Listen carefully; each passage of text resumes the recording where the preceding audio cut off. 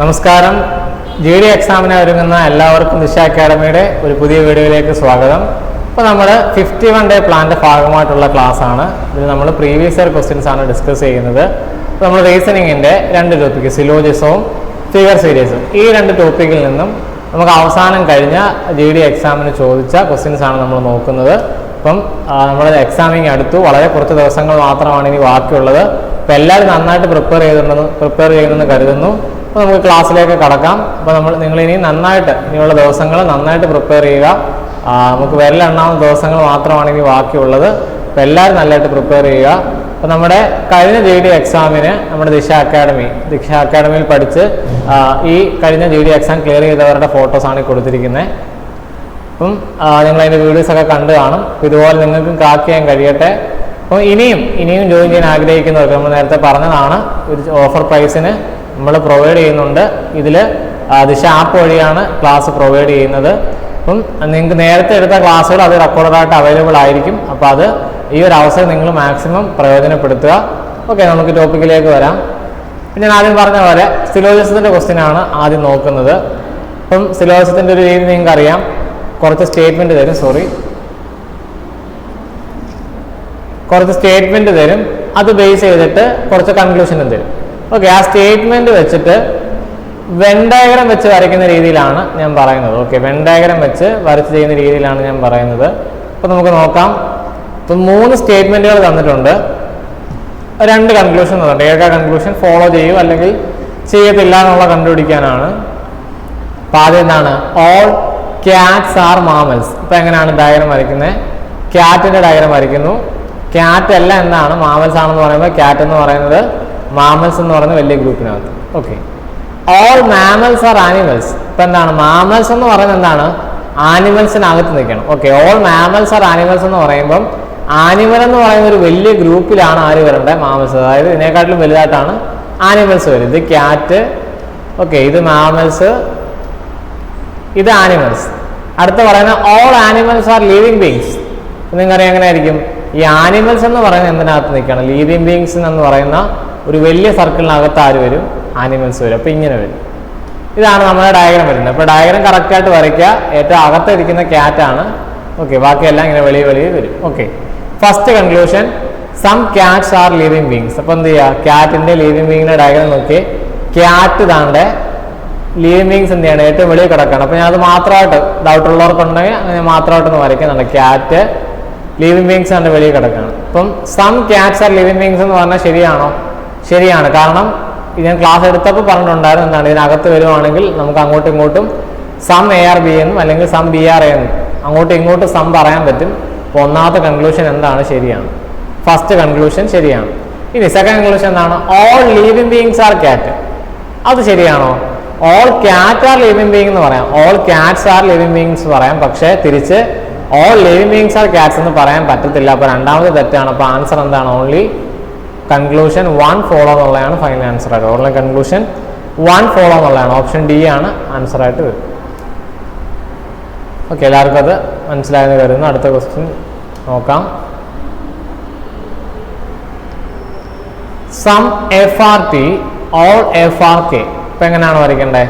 Some FRT എന്ന് പറയുമ്പോൾ FT ഇങ്ങനല്ലേ, കുറച്ച് FT ആണ്. ഓൾ FRK എന്ന് പറയുമ്പോൾ F എന്ന് പറഞ്ഞാൽ എന്തിനകത്ത് നിൽക്കണം, Kക്കകത്ത്. അപ്പോൾ എങ്ങനെയൊക്കെ ഡയഗ്രം വരുന്നത്, F എന്ന് പറയുന്നത് Kക്കകത്ത് നിൽക്കണമെന്നുണ്ടെങ്കിൽ ഇതാണ് ഈ രീതിയിലായിരിക്കും നമുക്ക് ഡയഗ്രം വരുന്നത്, ഓൾ FRK. ഇനി നോക്കുക, സം KRT. ഓക്കെ, ശ്രദ്ധിച്ച് നോക്കുക, Kയുടെ ഡയഗ്രം മാത്രമായിട്ട് നോക്കി, Kയും T എന്നാണ് ഇങ്ങനെയല്ലേ കിടക്കുന്നത്. ഇപ്പോൾ സം KRT എന്നും പറയാം, സം TRK എന്നും പറയാം. അപ്പോൾ കൺക്ലൂഷൻ 1 എന്ന് പറയുന്നത് എന്താണ്, ശരിയാണ്. ഇനി ഓൾ TRF. ഓക്കെ, ഇതിനകത്ത് തന്നെ നോക്കാവുന്നതല്ലേ ഉള്ളൂ. ആണ് ടിയുടെ ഡയഗ്രം എന്നാണ്ട് F. ഇവർ തമ്മിൽ എന്ത് റിലേഷൻ ആണ്? ഇവർ തമ്മിൽ അങ്ങോട്ടും ഇങ്ങോട്ടും സമ്മേ പറയാൻ പറ്റൂ, ഓൾ റിലേഷൻ പറയാൻ പറ്റത്തില്ല. ഓക്കെ, അടുത്ത all KRF.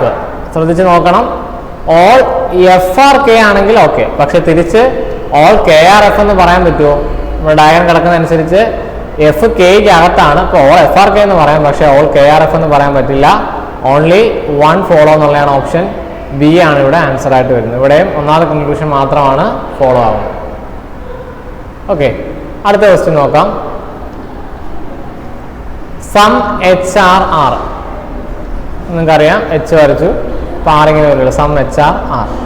No P are H, പിയും എച്ചും തമ്മിലാണ് നോ. അപ്പോൾ എന്ത് ചെയ്യുക, പി വേറെ ആയിട്ട് വരയ്ക്കുക. ഇപ്പം നോ വരയ്ക്കുന്നത് നിങ്ങൾക്കറിയാം, എന്ത് ചെയ്യുക, ഒരു ഇൻഡു സൈൻ കാണിക്കുക.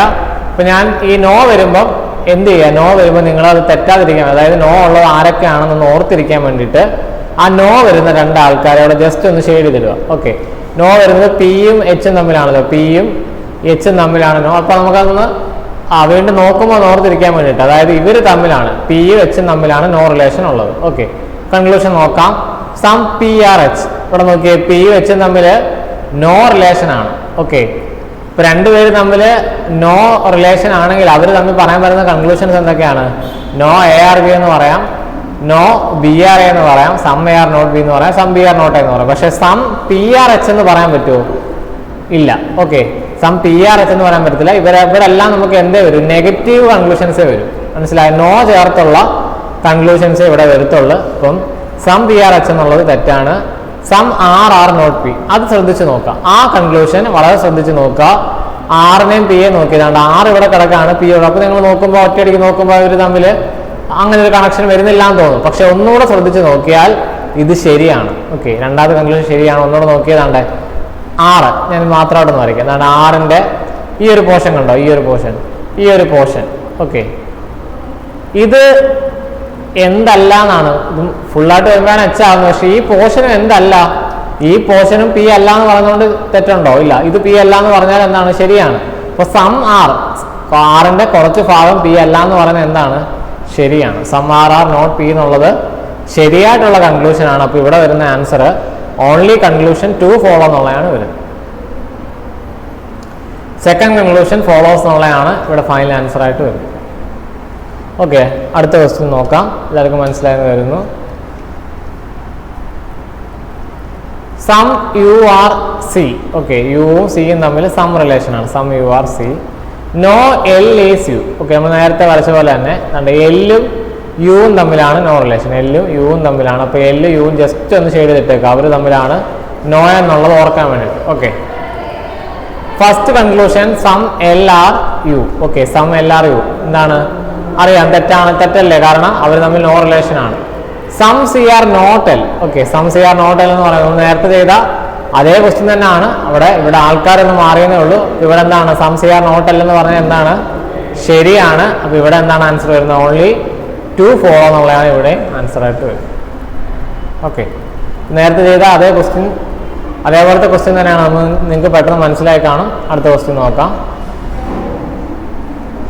Some table are white. Okay, some table are white എന്ന് പറയുമ്പം table white, some table are white. No road is white. ശ്രദ്ധിക്കുക, നോ റോഡ് ഈസ് വൈറ്റ് എന്ന് പറയുമ്പം ഇവർ തമ്മിലാണ്, വൈറ്റും റോഡും തമ്മിലാണ് എന്ത് വരുന്നത്? നോ റിലേഷൻ വരുന്നത്. വൈറ്റും റോഡും തമ്മിലാണ് നോ റിലേഷൻ വരുന്നത്. ഓക്കെ, ഇനി എന്ത് ചെയ്യുക? കൺക്ലൂഷൻ നോക്കുക. No white is road. Okay, ഇപ്പൊ നോ റോഡ് ഈസ് വൈറ്റ് എന്ന് പറയാമെങ്കിൽ, ഓക്കെ, രണ്ടുപേര് തമ്മിൽ നോ കൺക്ലൂഷൻ ആണെങ്കിൽ, അല്ലെങ്കിൽ സ്റ്റേറ്റ്മെന്റിൽ നോ ആണ് പറയുന്നതെങ്കിൽ അവർ തമ്മിൽ അങ്ങോട്ടും ഇങ്ങോട്ടും നമുക്ക് എന്ത് പറയാം?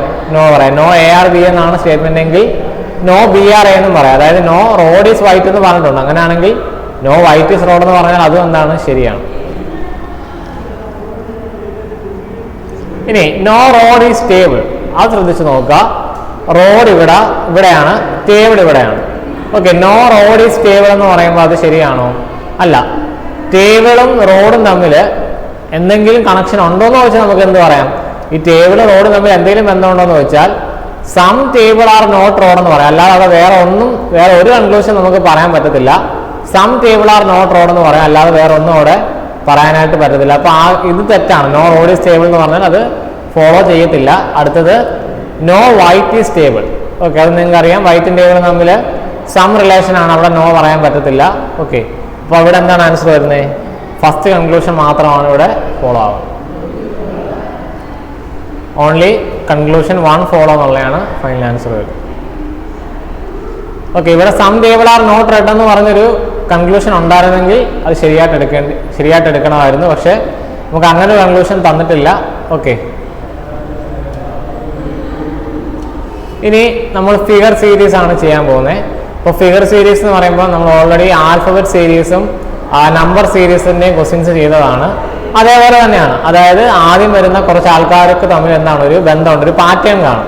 ആ പാറ്റേൺ എന്താണെന്ന് മനസ്സിലാക്കുക, അല്ലെങ്കിൽ ആ ഒരു റിലേഷൻ എന്താണെന്ന് മനസ്സിലാക്കിയിട്ട് അത് ഫോളോ ചെയ്ത് വരുന്ന അടുത്ത ആൾ ആരാണെന്ന് നോക്കിയാൽ മതി. അപ്പോൾ ഇവിടെ ഓപ്ഷൻ എലിമിനേറ്റ് ചെയ്ത് ചെയ്യുന്നതായിരിക്കും നമുക്ക് നല്ലത്. അല്ലാതെ ഡയറക്റ്റ് പെട്ടെന്ന് കണ്ടുപിടിക്കാൻ പറ്റുന്നവർ കാണും.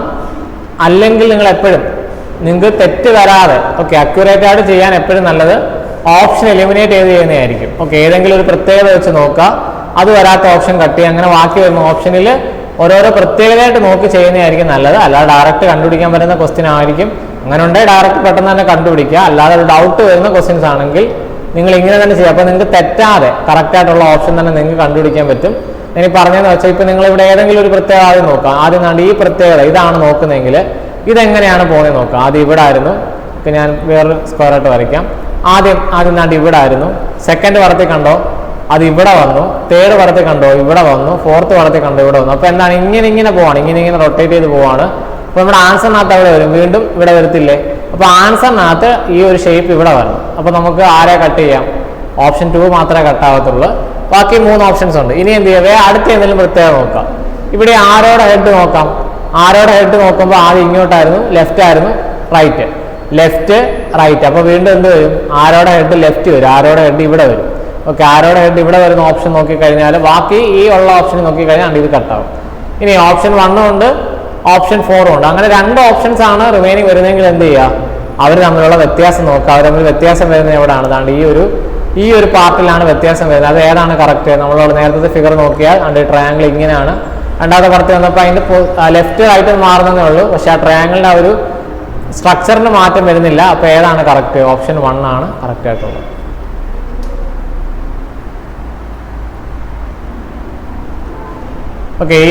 ഈ ഒരു രീതിയിൽ ട്രയാങ്കിൾ വരുന്നതാണ്. അതുകൊണ്ട് ഇങ്ങനെ ട്രയാങ്കിൾ വരുന്നതാണ് നമ്മുടെ ആൻസർ ആയിട്ട് വരുന്നത്. ഇങ്ങനെ ട്രയാങ്കിൾ വരുന്നതല്ല. അപ്പോൾ അത് വെച്ചിട്ടാണ് ആൻസർ എടുക്കാൻ പറ്റുന്നത്. അടുത്ത ക്വസ്റ്റ്യൻ, ഇത് സിമ്പിൾ ആയിട്ടുള്ളൊരു ക്വസ്റ്റ്യൻ ആണ്. Select the figure which can be placed at the sign of question mark. അപ്പം ഇവിടെ എന്താണ് ഇവർ തമ്മിൽ എങ്ങനെയാണ് ഓരോ ഫിഗർ വരുമ്പോൾ ഉള്ള മാറ്റം എന്താണെന്ന് മനസ്സിലാക്കിയാൽ വളരെ എളുപ്പം ചെയ്യാൻ പറ്റും.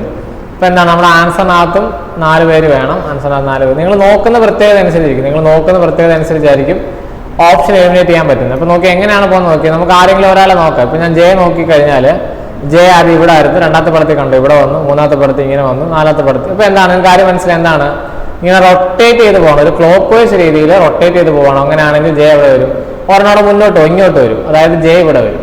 അപ്പോൾ ജെ ഇവിടെ വരുന്ന ഓപ്ഷൻ നോക്കിയാൽ ഒന്നാമത്തെ ഓപ്ഷൻ, രണ്ടാമത്തെ ഓപ്ഷൻ കണ്ടു. നിങ്ങൾ നോക്കുന്ന പ്രത്യേകത അനുസരിച്ചിരിക്കും ഫൈനൽ ആൻസർ ഒരുപോലെ വരത്തുള്ളൂ. ഇപ്പോൾ ജെ ഇവിടെ വരുന്ന ഓപ്ഷൻ നോക്കുക. ജെ ഇവിടെ വരുന്ന 2 ഓപ്ഷൻ. ഇനി എന്ത് ചെയ്യുക? നിങ്ങൾ ഇനി എല്ലാവരും നോക്കാൻ നിൽക്കരുത്. ഇവർ തമ്മിൽ വ്യത്യാസം വരുന്നത് നോക്കി. ഈ ഡോളർ നോക്കിയിട്ട് കാര്യമില്ല, കാരണം രണ്ടിടത്തും ഡോളർ ഒരേ സ്ഥാനത്താണ്.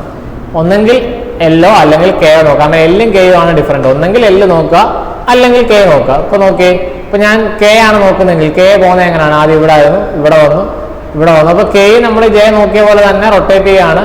ഇപ്പം സെക്കൻഡ് ലാസ്റ്റ് പടത്തിൽ ഇവിടെ ആണെങ്കിൽ കെ എവിടെ വരും? നമ്മുടെ ആൻസറിനകത്ത് കെ ഇവിടെ വരും. അപ്പോൾ ഏതാണ് ആൻസർ?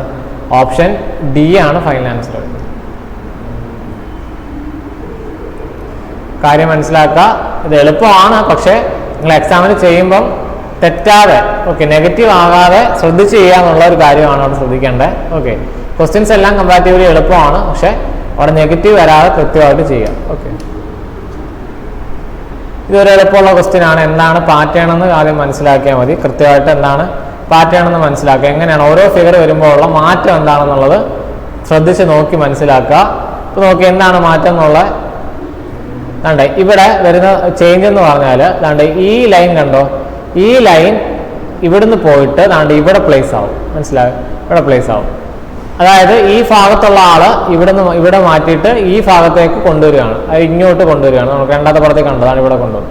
വീണ്ടും രണ്ടാമത്തെ പടത്തിൽ നിന്ന് മൂന്നാമത്തെ പടത്തിലേക്ക് നോക്കി വീണ്ടും ദാണ്ടെ ഈ ഒരു ലൈനെ എങ്ങോട്ട് കൊണ്ടുവരികയാണ്? ദാണ്ടെ ഇങ്ങോട്ട് കൊണ്ടുവരികയാണ്. കണ്ടോ? അപ്പോൾ അങ്ങനെയാണ് ഈ പടം പോകുന്നത്. ഇപ്പോൾ നമ്മുടെ ആൻസറിനകത്ത് എങ്ങനെയായിരിക്കും? ഇവിടെ ഉള്ള ഈ ആളിനെയാണ് നമുക്ക് മാറ്റേണ്ടത്. എങ്ങോട്ട് മാറ്റണം? ഈ സ്ഥാനത്തേക്ക് മാറ്റണം. അപ്പോൾ എങ്ങനെയായിരിക്കും നമ്മുടെ പടം വരുന്നത്? ഓപ്ഷൻ ഡിയിലുള്ള പോലല്ലേ ആൻസർ വരുന്നത്? ഓപ്ഷൻ ഡി ആണ് കറക്റ്റ് ആൻസർ ആയിട്ട് വരും. സിമ്പിളാണ്. ഓരോ പടങ്ങൾ വരുമ്പോൾ ഉള്ള ചേഞ്ച് എന്താണെന്ന് നല്ലതായിട്ട് നോക്കി മനസ്സിലാക്കുക. അതിനനുസരിച്ച് നമ്മുടെ ക്വസ്റ്റ്യന് മുമ്പുള്ള പടത്തിൽ നിന്ന് ആ രീതിയിൽ മാറ്റുകയാണ്. ഓക്കെ, അടുത്ത ക്വസ്റ്റ്യൻ നോക്കാം. ഇതും വലിയ പാടുള്ള ക്വസ്റ്റ്യൻ അല്ല. ഇവിടെ എന്താണ് ആ ഒരു ഓരോ പടം വരുമ്പോൾ ചേഞ്ച് എന്താണെന്ന് ആദ്യം നോക്കി മനസ്സിലാക്കുക. അപ്പോൾ ഇവിടെ ഒരു സ്ക്വയർ ഷേപ്പ്. ഓക്കെ, ഈ ഒരു ഷേപ്പിന് മാറ്റമില്ല. കണ്ടോ, ഈ ഒരു ഷേപ്പ് എല്ലായിടത്തും അതുപോലാണ് വരുന്നത്. അപ്പോൾ നമ്മുടെ ആൻസറിനകത്തും ആ ഒരു ഷേപ്പിന് മാറ്റം വരുത്തില്ല, അതിങ്ങനെ തന്നെ റോംബസ് ഷേപ്പിൽ വരും. ഓക്കെ, ഇനി എന്താണ്, ഒരു ആരോ മാർക്ക് ഉണ്ട്, ഒരു സർക്കിൾ ഉണ്ട്, അതെങ്ങനെയാണ് പോകുന്നത് നോക്കിയാൽ പോരെ. അതുകൊണ്ട് ഈ ഒരു സർക്കിളിനെയാണ് നിങ്ങൾ നോക്കുന്നത്, ഈ സർക്കിൾ പോർഷനാണ് നോക്കുന്നതെങ്കിൽ ഇവിടെ ആയിരുന്നു, അടുത്ത പടത്ത് ഇവിടെ വന്നു, അടുത്ത പടത്ത് ഇവിടെ വന്നു, ഇവിടെ വന്നു. അപ്പോൾ എന്താണ്, ഒരു ആൻറ്റി ക്ലോക്ക് വൈസ് രീതി, അതായത് ഇങ്ങനെ റൊട്ടേറ്റ് ചെയ്യാണ്, ഇങ്ങനെ റൊട്ടേറ്റ് ചെയ്യാണ്. അപ്പോൾ നമ്മുടെ ആൻസറിനകത്ത് എവിടെ വരും, ആൻസറിനകത്ത് ഇവിടെ വരും, ആൻസറിനകത്ത് ഇവിടാണ് ആ ഒരു പോർഷൻ വരും. അപ്പോൾ നമുക്ക് ആരെയൊക്കെ കട്ട് ചെയ്യാം, ഓപ്ഷൻ ബിയും കട്ട് ചെയ്യാം, ഓപ്ഷൻ സിയും കട്ട് ചെയ്യാം. എയും ഡിയും നമുക്ക് ആ മറ്റേ ആരോ മാർക്ക് കൂടെ നോക്കുമ്പോഴേ ആൻസർ ഏതാണെന്നുള്ള കിട്ടത്തുള്ളൂ. അപ്പോൾ ആരോ മാർക്ക് എങ്ങനെയാണ് പോകുന്നത് നോക്കി. ആരോ മാർക്ക് ആദ്യം ഇവിടെ ആയിരുന്നു, രണ്ടാമത്തെ പടത്തിൽ കണ്ടോ ഇവിടെ വന്നു, മൂന്നാമത്തെ പടത്തിൽ വീണ്ടും ഇവിടെ, നാലാമത്തെ പടത്തിൽ. അപ്പോൾ എന്താണ്, ഇതിങ്ങനെ ഓൾട്ടർനേറ്റ് ആയിട്ട് പോയിക്കൊണ്ടിരിക്കുകയാണ്, ആദ്യം ഇവിടെ അങ്ങനെ മാറുകയാണ്. അപ്പോൾ നമ്മുടെ ആൻസറിനകത്ത് എവിടെ വരും, ഇവിടെ ആണെങ്കിൽ വീണ്ടും എവിടെ വരും, താഴെ വരും, ഇവിടെ വരും. ഓക്കെ, ഇവിടാണ് ആരോ മാർക്ക് വരുന്നത്. അപ്പോൾ ഏതാണ് നമ്മുടെ ആൻസർ, ഓപ്ഷൻ എ ആണ് ഫൈനൽ ആൻസർ ആയിട്ട് വരുന്നത്. ഓപ്ഷൻ എ ആണ് ഫൈനൽ ആൻസർ ആയിട്ട്. ക്ലിയർ ആയോ? ഇതും വലിയ പാടുള്ള ക്വസ്റ്റ്യൻ അല്ല, പക്ഷേ അത് നോക്കി കൃത്യമായിട്ട് മനസ്സിലാക്കി ചെയ്യുക, എങ്ങനെയാണ് പാറ്റേൺ വരുന്നത് എന്നുള്ളത് നോക്കി ചെയ്യുക. ഓക്കെ, അടുത്തൊരു ക്വസ്റ്റ്യൻ. ഇപ്പോൾ ഇവിടെയും നിങ്ങൾ ഓരോ ഫിഗറിലും വരുന്ന ചേഞ്ച് നോക്കി കഴിഞ്ഞാൽ ഇവിടെ എന്തേ ചേഞ്ച് ഉള്ളൂ, ഈ സ്ക്വയറിന് മാറ്റമില്ല. അപ്പോൾ നമ്മുടെ ആൻസറിനകത്ത് എന്ത് വരും, ആൻസറിനകത്ത് ഒരു സ്ക്വയർ വരും, ഇതിനകത്തുള്ള ഈ ഒരു ഡിവിഷന് മാറ്റമില്ല. അതായത് ഇങ്ങനെ 8 ഡിവൈഡ് ചെയ്ത് ഈ ഒരു ഡിവിഷന് മാറ്റമില്ല. ഓക്കെ 8 ഡിവൈഡ് ചെയ്യുന്നത്, 8 ഡിവൈഡ് ചെയ്യുന്നതിന് മാറ്റം. അപ്പോൾ ഇങ്ങനെ വരും, ഇത് ഉറപ്പാണ്. പക്ഷേ ഇനി എന്താ നമുക്ക് എങ്ങനെ ആൻസർ കണ്ടുപിടിക്കാൻ പറ്റൂ. ഇതിനകത്തൊരു സർക്കിളും ഉണ്ട്, ഒരു അറ്റ് സൈനും ഉണ്ട്. അപ്പോൾ അവർ എങ്ങനെയാണ് ഓരോ ഫിഗറിലും മാറുന്നതെന്ന് അറിഞ്ഞാലേ ഏതാണ് ആൻസർ എന്നുള്ളത് എടുക്കാൻ പറ്റും. അപ്പോൾ എങ്ങനെയാണ് അവർ ചേഞ്ച് ആവുന്നത് നോക്കിയാൽ പോരെ. ഇപ്പോൾ ഞാൻ ആദ്യം സർക്കിളാണ് നോക്കുന്നതെങ്കിൽ നോക്കിയേ, സർക്കിൾ ഇവിടെ ആയിരുന്നു, അടുത്ത പടത്തിൽ ഇവിടെ വന്നു, അടുത്ത പടത്തിൽ കണ്ടോ ഇവിടെ വന്നു. അപ്പോൾ നോക്കിയേ, ആദ്യത്തെ പടത്തിൽ നിന്ന് രണ്ടാമത്തെ പടത്തിലേക്ക് മാറിയപ്പോൾ എന്താണ് വന്നേ, ഒരു ഡിവിഷൻ ഇങ്ങനെ പോയി, ഒരു ഡിവിഷൻ ആന്റി ക്ലോക്ക് വൈസ് ചെയ്തു, ഒരു ഡിവിഷൻ ഇങ്ങനെ പുറമോട്ട് പോയി, ഇങ്ങനെ പോയി. ഓക്കെ, രണ്ടാമത്തെ പടത്തിൽ മൂന്നാമത്തെ പടത്തിൽ വന്നപ്പം ഒരു ഡിവിഷനായിട്ടല്ല പോയ, 2 ഡിവിഷൻ മാറി. അതായത് ഇവിടെ ഇപ്പോൾ 1 കൂടിയാണ് പോകുന്നതെങ്കിൽ ഈ രണ്ടാമത്തെ പടത്തിൽ മൂന്നാമത്തെ പടത്തിലോട്ട് വരുമ്പം 2 കൂടി. ഞാൻ 2 കൂടി ഉദ്ദേശിക്കുന്നത് ഇവിടെ ഇരുന്ന സർക്കിൾ കണ്ട് ഈ പോർഷനിലേക്ക് പോവാതെ ഇവിടേക്കാണ് വന്നത്. കണ്ടോ, ഇവിടേക്കാണ് വന്നത്, മനസ്സിലായോ? വീണ്ടും അടുത്ത പടത്തിലേക്ക് വന്നപ്പോൾ എങ്ങനെയാണ് പോകുന്നത് നോക്കി, എത്ര എണ്ണം മുന്നോട്ട് പോയി, 1, 2, 3. അതായത് ഇവിടെ ഇങ്ങോട്ട് വന്നപ്പോൾ 3 എണ്ണമാണ് മുന്നോട്ട് പോയത്. കാര്യം ക്ലിയർ ആയോ എന്നുള്ള ഞാൻ പറയാം. ആദ്യം സർക്കിൾ ഇവിടെ ആയിരുന്നു, രണ്ടാമത്തെ പടത്തിൽ വന്നപ്പോൾ സർക്കിള് ഇവിടെ വന്നു, അതായത് ഒരെണ്ണം മുന്നോട്ട് പോയി, ഇവിടെ വന്നു, ഒരെണ്ണം മുന്നോട്ട് പോയി. അടുത്ത പടത്തിൽ വന്നപ്പോൾ ഇവിടാണ്, ഇപ്പോൾ 2 എണ്ണം 3 എണ്ണം ആ ഓർഡറിലാണ് പോകുന്നത്. അങ്ങനെയാണെങ്കിൽ ഇവിടെ നിന്ന് 4 എണ്ണം മുന്നോട്ട് പോകുന്നതായിരിക്കും നമ്മുടെ ആൻസർ വരുന്നത്. അപ്പോൾ 4 എണ്ണം മുന്നോട്ട് പോകുന്ന ആ ഒരു ഡയറക്ഷൻ നോക്കുക, അവിടെ ഇങ്ങനെ, അതായത് ഈ രീതിയിലാണ് പോകുന്നത്, ഇങ്ങനെയാണ് പോകുന്നത്. അപ്പോൾ നോക്കിയാൽ അങ്ങനെയാണെങ്കിൽ ഇവിടെ അല്ലേ സെക്കൻഡ് ലാസ്റ്റ് പടത്തിൽ. അപ്പോൾ 4 എണ്ണം മുന്നോട്ടെന്ന് പറയുമ്പോൾ 1, 2, 3, 4. അതായത് നമ്മുടെ ആൻസറിനകത്ത് ഇവിടാണ് സർക്കിൾ വരുന്നത്. മനസ്സിലായോ? ആൻസറിനകത്ത് ഇവിടാണ് സർക്കിൾ വരുന്നത്. അപ്പോൾ ശ്രദ്ധിച്ച് നോക്കി, ആരെയൊക്കെ കട്ട് ചെയ്യാം, ഓപ്ഷൻ 2ഉം കട്ട് ചെയ്യാം, ഓപ്ഷൻ 4ഉം കട്ട് ചെയ്യാം. ഓപ്ഷൻ 1ലും 3ലും നമ്മൾ കണ്ടുപിടിച്ചെടുത്ത് തന്നെയാണ്. അപ്പോൾ ഇനി എന്താണ്, ആ അറ്റ് സൈനും കൂടെ അറിഞ്ഞാലേ ആൻസർ എടുക്കാൻ പറ്റും. കാരണം ഇവിടെ രണ്ടിടത്തും അറ്റ് സൈനകത്തുള്ള വ്യത്യാസമാണ്. അപ്പോൾ ആ അറ്റ് സൈൻ എങ്ങനെ വരുമെന്ന് അറിഞ്ഞു കഴിഞ്ഞാൽ നമുക്ക് ആൻസർ എടുക്കാം. അപ്പോൾ അറ്റ് എങ്ങനെയാണ് പോകുന്നത് നോക്കിയാൽ പോരെ. ആദ്യം ഇവിടെ ആയിരുന്നു, രണ്ടാമത്തെ പടത്തി ഇവിടെ വന്നു, മൂന്നാമത്തെ പടത്തി. അപ്പോൾ എന്താണ്, അതെങ്ങനെയാണ്, അത് ഒരെണ്ണം മാറിയേ പോകുന്നുള്ളൂ. ഓക്കെ, ഇങ്ങനെ 2, 3 അങ്ങനെ പോകുന്നില്ല, ഒരെണ്ണം മാറി പോവാണ്. അപ്പോൾ നമ്മുടെ സെക്കൻഡ് ലാസ്റ്റ് പടത്തിൽ അറ്റ് സൈൻ കിടക്കുന്നത് ഇവിടാണ്. അപ്പോൾ എങ്ങോട്ട് പോകും, തൊട്ടിപ്പുറത്തോട്ട് ഇങ്ങോട്ട് പോകും. അപ്പോൾ നമ്മുടെ ആൻസർ ഏതായിരിക്കും, ഇങ്ങനെ വരുന്നതാണ് നമ്മുടെ ആൻസർ. ഓപ്ഷൻ 3 ആണ് ഫൈനൽ ആൻസർ ആയിട്ട് വരുന്നത്. ഓപ്ഷൻ 3 ആണ് ഫൈനൽ ആൻസർ ആയിട്ട് വരുന്നത്. അപ്പോൾ കാര്യം ക്ലിയർ ആയ. ഫിഗർ സീരീസ് എന്ന് പറയുന്നത് എളുപ്പമാണ്, പക്ഷേ അതിൽ വരുന്ന കാര്യങ്ങൾ നല്ലതായിട്ട് നോക്കി മനസ്സിലാക്കിയിട്ട് ആൻസർ എടുക്കാവൂ, അല്ലെങ്കിൽ ആൻസർ മാറിപ്പോവും. കാരണം ആ ഓപ്ഷൻസ് എല്ലാം ഒരേപോലെ ആയിരിക്കും തരുന്നത്. അപ്പോൾ അത് തെറ്റാതെ കറക്റ്റായിട്ടുള്ള ഓപ്ഷൻ തന്നെ ചൂസ് ചെയ്ത് എടുക്കുക. അപ്പം ഫിഗർ സീരീസിൻ്റെ ക്വസ്റ്റ്യൻ ഈ ഒരു രീതിയിലാണ് വരുന്നത്. ഓക്കെ, അപ്പോൾ ഇത്രയും കാര്യങ്ങളാണ് പറയാനുള്ളത്. അപ്പോൾ നമ്മുടെ സിലോജിസത്തിലെയും അതേപോലെ ഫിഗർ സീരീസിലെയും ക്വസ്റ്റ്യൻസ് ആണ് നോക്കിയത്. അപ്പോൾ ഈ ചെയ്ത ക്വസ്റ്റ്യൻസ് എല്ലാം എല്ലാവർക്കും നല്ലതായിട്ട് മനസ്സിലായെന്ന് കരുതുന്നു. അപ്പോൾ എല്ലാവരും നല്ലതായിട്ട് പ്രിപ്പയർ ചെയ്യുക. ക്ലാസ് എല്ലാവർക്കും മനസ്സിലായെന്ന് കരുതിക്കൊണ്ട് നിർത്തുകയാണ്. Thank you.